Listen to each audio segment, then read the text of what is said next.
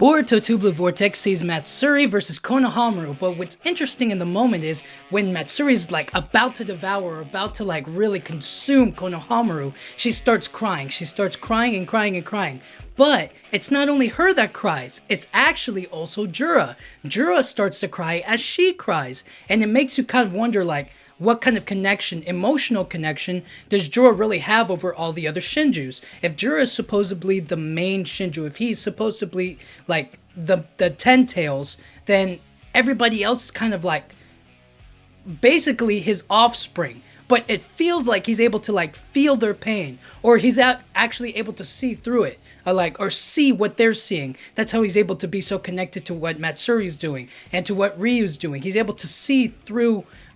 I don't know how, but maybe it's like his special ability. He's able to feel that kind of connection. Maybe it has something to do with nature energy and the way that his body basically is. His body is basically nature energy from what I remember from Naruto. It's supposed to be that. And maybe that's how he's able to connect through it. It could also be the Renegon that they all have. He could see through all of theirs, so he's able to see Hidari getting blown up. He's able to see Bug. He's able to see Matsuri. He's able to see Ryu. He's able to see what they're seeing, and then... But I just don't think that he's able to feel what they're feeling if it wasn't a deep connection, if it wasn't some sort of ability. So maybe whatever they feel, he feels, and he can kind of get an emotional grasp on things. So I think in an earlier video, I talked about how, who does Jura love? Who can he like attach to in the same way that the other Shinjus do? And this would take it completely out of it. He doesn't have to have that emotional connection to all of the others. He could just copy or take or understand from other people's pain, and then he's able to pass it on to Hidari. He's able to pass it on to Bug. He's able to pass it on to Ryu, right? Like all of those emotions, all of those feelings he's able to get for himself. And it's like none of the Shinju outside of, Hidari doesn't react, so it's not all of them connected. It's only Jura. So Hidari doesn't have like an original feeling per se, or like Maybe if Hidari feels like confusion or anger for like the first time or whatever, then Jura would also feel it. So that alone doesn't belong to Hidari. It's Jura's too. It's like a collective, and then he'll pass it on, and then he'll talk about it, or he'll be able to understand it a lot deeper. So it's kind of like being like indirectly affected, but not really feeling it for yourself. So it could be interesting to see Jura never really have any of his own emotions or of his own feelings. He could just kind of use the other Shinju to feel those emotions, to feel that pain, to feel happiness and joy and all the other things in between, right?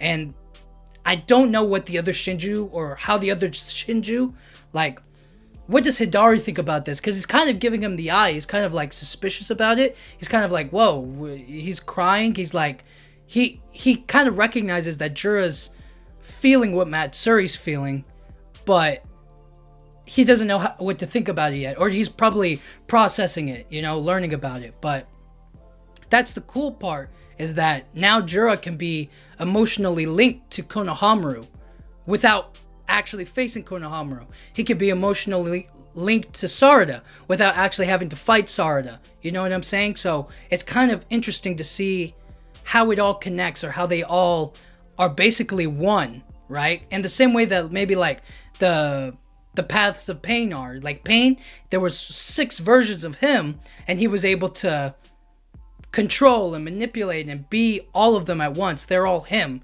and he's all them. So it's kind of like the same thing with the Shinju. He's either connected via his visual link with the Renegon, and he just kind of like understands or like sees it for himself, or he's somehow emotionally linked to Matsuri, to Hidari, to Bug, and he's able to basically take whatever is theirs and have it for himself too. There's no secrets between the Shinju. Well, no secrets between a Shinju and Jura. And then Jura will just blab about it and tell everyone. So it's kind of like that. But that's interesting. That's really interesting. And I wonder how deep this connection really goes.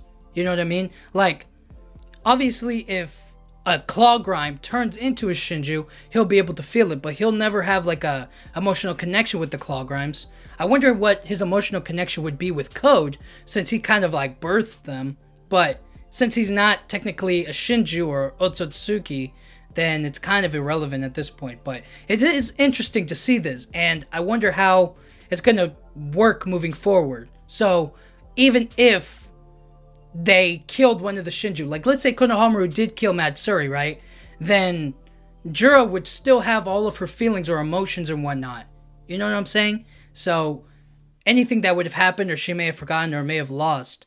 But then if they bring her back, it just kind of like brings them back whole. Doesn't really change anything, but it's interesting to see, and I wonder where they're going to go with this moving forward. And the suspicious look that Hidari kind of gives Jura makes it feel like Hidari's not comfortable with him having access to all of their emotions or to all of their thoughts and feelings, maybe, you know? I don't know about their thoughts, but definitely their feelings. But it's going to be interesting moving forward, and Jura is such an interesting character, being able to, like, feel all of the other Shinju's emotions and, like, what their connection is to everybody. So before I said he had no connections or no feelings or who could he really love, now it's like he's able to love Sarda, he's able to love Ada, he's able to feel all of it, but then look at it through like a neutral lens, or kind of be like in the middle about it, not unbiased or affected by those emotions, and directly focus on the logic of things. And that's dangerous, and that's really cool. So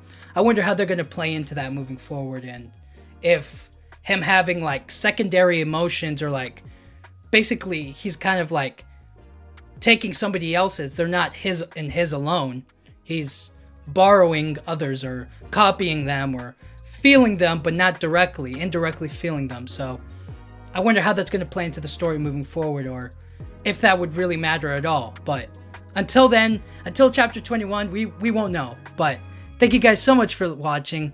Yeah.